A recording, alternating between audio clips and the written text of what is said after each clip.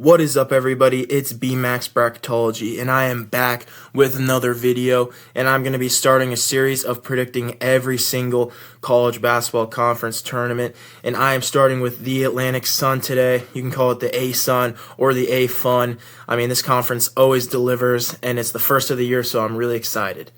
And so here is the bracket. Let's just get into it right away. Don't waste any time.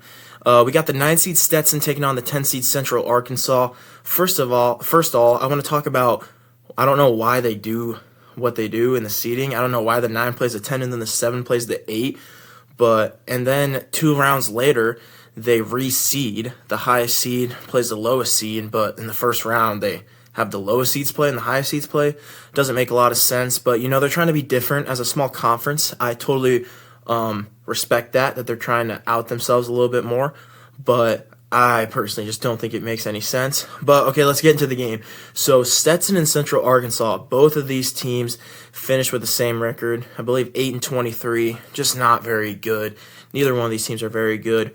Central Arkansas is playing without their best player, Taylor, and I think that's going to pay dividend in this one. Give me the Hatters. Both these teams are not good. I mean, guys, this is just not going to be a good matchup to start. But Stetson, they have tournament history. They won last year. They know how to win. I don't know if they have a lot of guys from last year's tournament, but, they got a coach who knows how to win. So give me the Hatters. And now we got the 7 and 8 matchup between Austin Peay and North Florida. This is going to be a good matchup. North Florida likes to run the floor. They like to shoot a lot of threes. But Austin Peay also likes to get on that offensive side too. And neither one of these teams force a lot of turnovers. They don't grab a lot of boards. So I think it's going to be an offensive game, and that plays right into North Florida's advantage. Austin Peay did beat them at North Florida earlier this year, but this isn't neutral site at North Alabama. But if it's going to be an offensive game, give me the Ospreys. North Florida's moving on. So now let's get into the quarterfinals. We got Lipscomb and Stetson. Not going to waste any time. Lipscomb's going to win this game. They're the better team, and they're going to win this game. They do everything better. So now let's get into the second matchup. We got the 4 seed Jacksonville taking on the 5 seed Eastern Kentucky. I would have taken Eastern Kentucky if George Kimball was healthy. Unfortunately, he's not. He averages 18 points for this team, but they still got other players that can really bring it. They got Devontae Blanton. He's a stud. But then Jacksonville's got Robbie McCray. If you watched the ASUN tournament last year, you know how much of a stud he is. He put on a show. He put the team on his back. I genuinely do think that Jacksonville is the worst team, but they rebound the ball better. They turn teams over more, which is why I'm going to lean Jacksonville in this one. So now let's get into the 2 versus 8 matchup. We have North Alabama and North Florida, a little battle of North teams. I think North Florida is a really, really interesting team. I think they are a sleeper.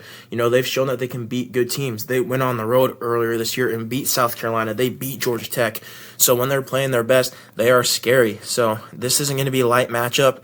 Like I said before, they shoot a lot of threes. So if they catch fire, they can.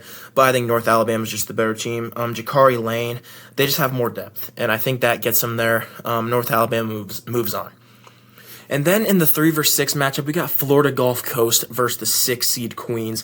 This game is going to be a physical game. That's going to pay into the Queens' advantage. They're a big team. Leo Camalerio is a big-time player.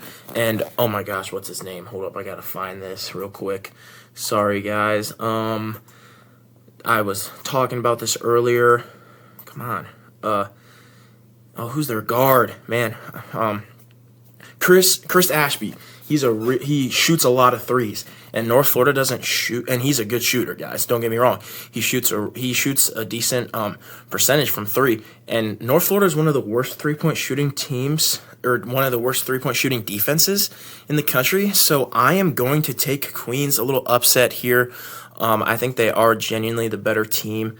Or I actually do not. Never mind. I think Florida Gulf Coast is generally the better team, but I think Queens just makes this a tough game, and I think that plays into Queens' factor. So now after the reseeding, after the first round, the highest seed plays the lowest seed remaining. Then the second highest seed plays the second lowest seed remaining. So then we're left with the 1 seed Lipscomb taking on the 6 seed Queens, and I'm gonna roll with Lipscomb here. They pretty much do everything better than Queens. But the one thing about Queens is they like to hammer the offensive boards. That's what they like to do as a team. But Lipscomb does not give up a lot of offensive rebounds. So I don't think the Queens matchup here is very good for them. Jacob Ognacevic the best player in this conference. He's going to have a little bit of trouble just because of Queen's size, but Lipscomb's got some guards that can really make this interesting. So give me the Bison. And then in the 2-4 matchup, we got North Alabama versus Jacksonville. And once again, I think I don't love Jacksonville, guys. Robbie McCray's a stud, but North Alabama's got Jakari Lane. They got a much deeper team. And they do pretty much everything better. And Jacksonville likes to turn teams over. But North Alabama has one of the best percentages in taking care of the ball. They do not turn the ball over whatsoever. This is going to be a game where Jacksonville is going to be uncomfortable, and they're going to be on the road. Give me the Lions to move on, North Alabama.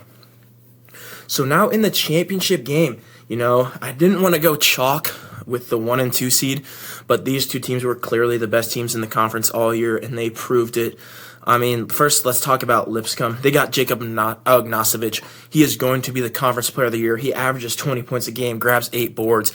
He can shoot the 3 ball. He is elite. And then they got other guys with Will Pruitt.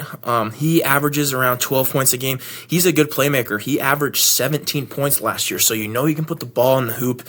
But the only reason he averaged so much last year was because Ognosevich was hurt. And now that he's back, they can flow back into that offense a little bit. But Pruitt's still a baller. They got Powell and Anderson. Love those 2 guards. And they had Dylan Faulkner earlier this year. He's kind of the glue guy. He grabbed a lot of boards. He had a lot of blocks, but he is injured. So that might sway me to the Lions, but, I'm going to get into my point a little bit later. Then we got North Alabama. They got Jakari Lane. If you don't know who Jakari Lane is, you got to know the name. And they also got Tay Field. They got Cornelius Williams inside. They got Suki. Then they got Botches. Ortiz. This team is deep.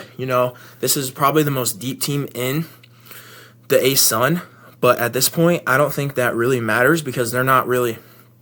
it does matter, don't get me wrong, but they're not playing 4 games in 4 days. They get games and then they get a couple days off. So I don't think that pays as much dividend to where it would normally in other conferences. But yeah, guys, these are the 2 best teams in the conference. It's going to be a good game.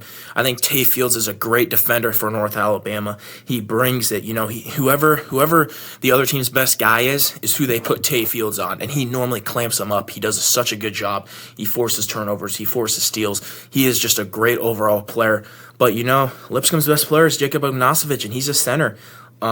You can't put Tay Fields on a center, you know what I'm saying? So I think Ognosevich goes off this game. And I watched the game earlier this year between the 2, and North Alabama likes to switch on a lot of different screens. So I think Lipscomb's going to continue to run that, and I think Lipscomb's overall guard play is just a little bit better than North Alabama's. I know it's crazy to say, even though North Alabama has Jakari Lane, but I don't think Jakari Lane shoots the ball enough, if I'm keeping it real. He shoots a really good 3-point percentage, and he doesn't shoot the ball that much. And I think if he shoots the ball more and takes over, I think this Lions team is going to win, but I haven't seen it so far this year. So I am going to lead with the Lipscomb Bison, Jacob Ognosevich, Will Pruitt, going to the NCAA Tournament. This is a sleeper team, guys. They haven't made the tournament since Garrison Matthews was on this team back in, I believe, 2019. This team is dangerous. They got players that can play ball, and if there's a 3 or maybe 2, 3, 4 seed that has to draw them, because Lipscomb could either be 13, 14, or 15, shaping on how the other conferences go. I think that's going to be a scary draw. So I'm going to go with the Bison and the ASUN. Make sure you guys subscribe to my channel so you can get the updates on all my videos. I will be posting every single college basketball conference tournament, so make sure you hang around. I'm not sure when the next conference tournament bracket comes out, but I will be posting that shortly. The ASUN, it's a fun time, guys. It's almost March. I'm so excited. This is the best time of year watching all these conference tournaments, and I got nothing else for you guys today. BMAX Bracketology out. God bless everyone.